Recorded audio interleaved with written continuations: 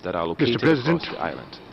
Furthermore, it is I in this am also house pleased to say that the that quality of our water the plea currently meets and the international petition standards. of the people of With this Indian said, occupied I wish Jammu and to ask the Kashmir, Special Rapporteur, whose basic how can the and Council assist inalienable countries post human natural rights disasters are being who may face the reality trampled of water with impunity by India?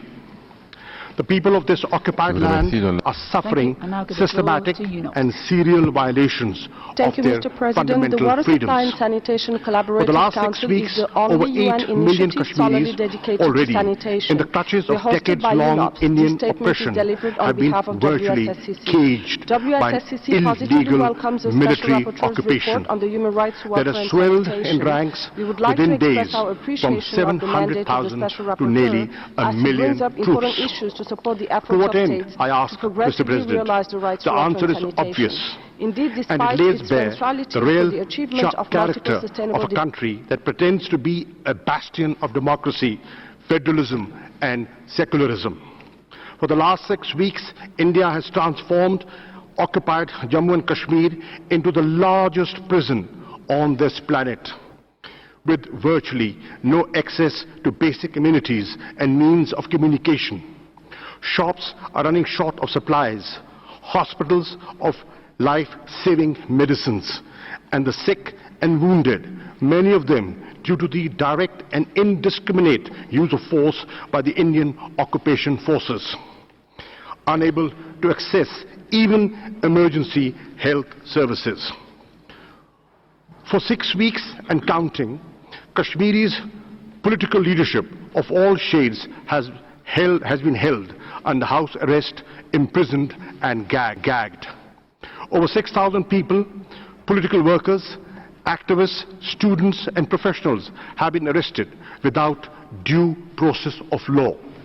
Many of them have been forcibly shipped to jails all over India under draconian laws operative in the Indian-occupied Jammu and Kashmir. Distinguished delegates, I'm not alone in drawing attention to India's outright brutality and blatant disrespect for human dignity. The world is speaking. Independent and renowned international media outlets, as well as neutral observers, are regularly reporting horrendous atrocities against the people of the Indian-occupied Jammu and Kashmir. The BBC on the 29th of August reported gruesome details of torture of Kashmiri youth by Indian occupation forces. The report quotes helpless victims as pleading, "Don't beat us, just shoot us." I've had this article distributed to all of you for your perusal. Similarly, The Independent on the 2nd of September reported horrific episodes of extreme brutality and humiliation of Kashmiris by Indian occupation forces who have shamelessly tortured people in public while stripping them naked. Another report notes that the victims of pellet guns that have been used with abandon by the Indian occupation forces for years and have blinded scores of innocent Kashmiris for life are now reluctant to go to hospitals for treatment due to fear of intimidation, arrest and detention of the Indian occupation forces. No, ladies and gentlemen, this is not a flashback to medieval times. This barbarism is happening today in the 21st century. Of course, I do not need to remind a Human Rights Council that all this represents clear breaches of multiple international human rights instruments that India is party to. This is the real story of the Indian-occupied Jammu and Kashmir and its people under subjugation that India is desperate to hide from the world. This is the true face of the so-called largest democracy of the world. This is the conduct of a country which aspires to be a permanent member of the United Nations Security Council. Mr. President, at the root of this mayhem is India's refusal to grant the people of Indian-occupied Jammu and Kashmir their right of self-determination. This 7-decade-old travesty of justice has been compounded by the present Indian government's nefarious and twisted dream outlined explicitly in the ruling party's manifesto to turn by force of arms Jammu and Kashmir's Muslims majority into a minority. India's unilateral actions of 5th August 2019 of altering the status of occupied Jammu and Kashmir, recognized as a disputed territory by the UN Security Council, are illegal under international law. With these illegal changes, India's presence is, by its own yardstick, a naked foreign occupation. These measures contravene the 4th Geneva Convention that prohibits migration to and from an occupied territory. They are also a flagrant violation of several UN Security Council resolutions. India's assertion that these actions are its internal affair is patently false. As a matter of fact, Jammu and Kashmir has been on the agenda of the United Nations for over 17 years now. The meeting of the Security Council on the 16th of August to discuss the Jammu and Kashmir dispute is an attestation of this fact. What is happening in Indian-occupied Jammu and Kashmir is not a country-specific situation in this Council's parlance. The atrocities and abuses are being inflicted upon the people of a disputed and occupied territory as affirmed by international law. The situation in this occupied territory must therefore be of direct international concern.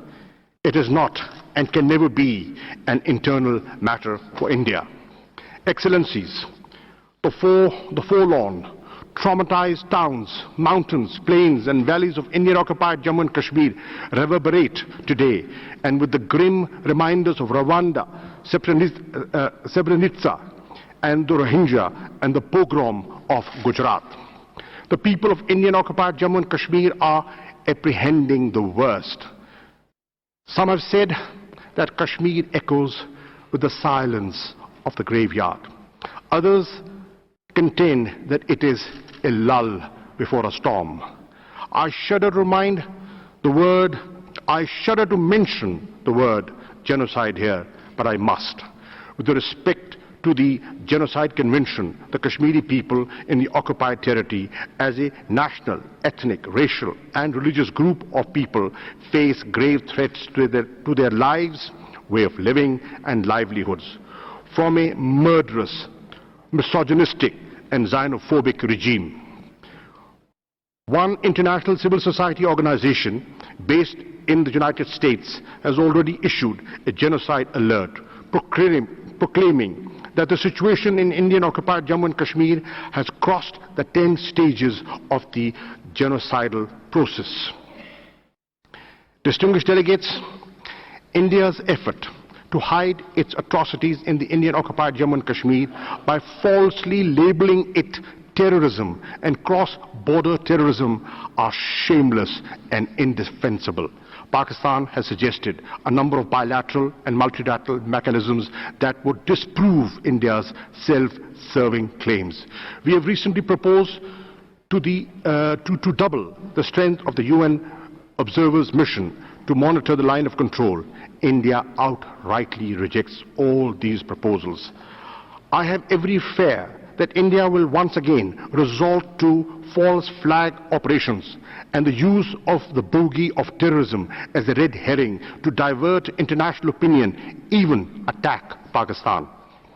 Another Indian ploy to deflect attention is its increasing violations of the 2003 ceasefire understanding on the line of control and regular and persistent targeting of civilians in Azad Jammu and Kashmir. India has used cluster munitions and heavy artillery in flagrant disregard of fundamental norms of international humanitarian law. This must end immediately. Mr. President, I have regularly sensitized the UN Security Council about the grave dangers to peace and security in nuclearized South Asia and beyond, as a result of India's reckless posture and draconian measures. We have welcomed consultations by Security Council members on the unfolding developments. While the Security Council is seized of peace and security dimensions of the Jammu and Kashmir dispute, the Human Rights Council must pay far greater and immediate attention to the human rights of the people of the Indian-occupied Jammu and Kashmir. In doing so, the Human Rights Council has, for its consideration, the two Kashmir reports issued by the Office of the United Nations High Commissioner for Human Rights in June 2018 and July 2019. Both reports make a clear recommendation to this Council to constitute an independent commission of inquiry to investigate and report human rights violations in Jammu and Kashmir. I reiterate from this platform Pakistan's endorsement of the recommendations of these reports. We urge focused discussions on the two reports in the Human Rights Council and a unanimous decision by this House to implement their recommendations made to India, Pakistan, and foremost to the Human Rights Council. If India has nothing to hide, it should allow unhindered access to the Commission of Inquiry as recommended by the UN High Commissioner. Pakistan stands ready to allow access to the proposed Commission of Inquiry or other mechanisms on our side of the line of control, together with similar access to Indian-occupied and Jammu and Kashmir. Mr. President, the Human Rights Council must pay heed to the plight of the Kashmiri people and address the warning signs of a looming catastrophe. For this, the Council should immediately take the following steps. 1. Urge India to immediately stop the use of pellet guns, end the bloodshed, lift the curfew, reverse the clampdown and communications blackout, restore fundamental freedoms and liberties, release political prisoners, stop targeting human rights defenders, and fulfill obligations under the United Nations Security Council resolutions and various human rights instruments as required by international law. India's draconian emergency laws in occupied Jammu and Kashmir cannot be allowed to stand. 2. Take these steps to bring justice to the perpetrators of human rights violations of the innocent Kashmiri people, and in this context constitute a commission of inquiry as recommended by the Office of the UN High Commissioner for Human Rights. 3. Authorize the Office of the High Commissioner and the Human Rights Council special procedures mandate holders to monitor and report on India's human rights violations in Indian-occupied Jammu and Kashmir and ready update this Council. And fourthly, call upon India to allow unhindered access to human rights organizations and international media to the Indian-occupied Jammu and Kashmir. The repository of the world's conscience on human rights, to seek justice and respect for the people of the Indian-occupied Jammu and Kashmir. At stake is our collective humanity, the principles that we all subscribe to, and what makes us human. We must not let political, commercial, and parochial considerations cloud and impair our thoughts and actions. We must not allow this august body to be embarrassed on the world stage.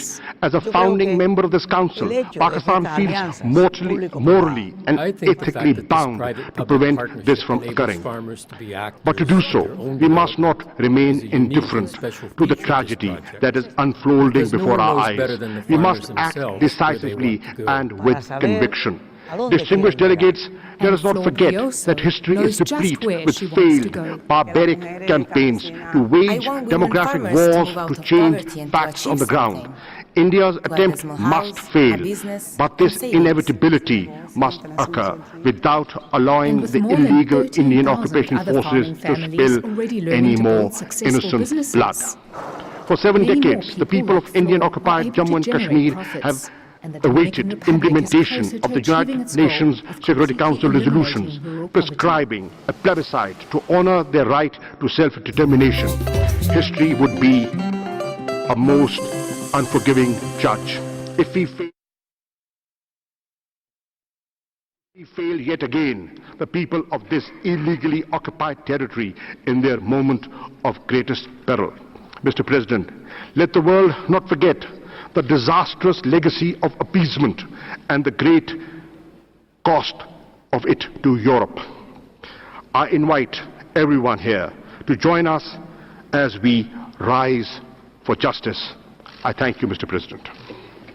Je remercie le नाज़रीन, Geneva में इंसानी हुकूक खारजा Shah Mahmood Qureshi Geneva में मौजूद है। इंसानी हकूक़ council से इस वक्त वो खिताब कर रहे थे। उनकी जानिब से कहा गया कि मैं सिर्फ अकेला नहीं हूँ जो दुनिया की तवज्जो कश्मीर की जानिब मबजूल करा रहा हूँ। ज़ेरे हिरासत अफराद को ज़बरदस्ती भारत में कत्ल कर दिया गया है। उनकी जानिब से कहा गया कि कश्मीरी सियासी क़यादत को घरों में नज़रबंद या जेलों में कैद कर दिया गया है।